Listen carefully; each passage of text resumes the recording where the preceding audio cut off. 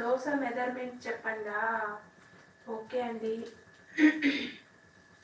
నేను 1 కప్పు మినపగుండ్లకి 4 కప్పులు రేషన్ బియ్యం తీసుకుంటాను.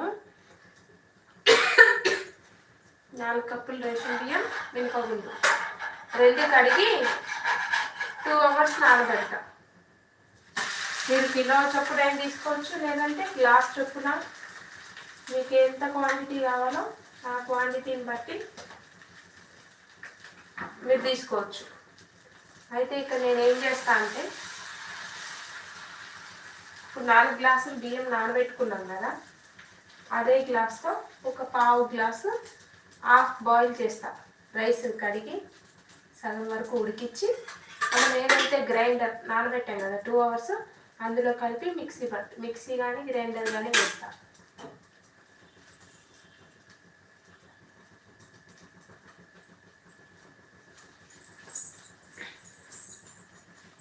మీకు క్లియర్గా అర్థం అవ్వాలి అంటే 1 గ్లాసు రైస్కి 1 గ్లాస్ మినపగుండుకి 4 గ్లాసులు రైస్ నానబెట్టేస్తా కడిగి.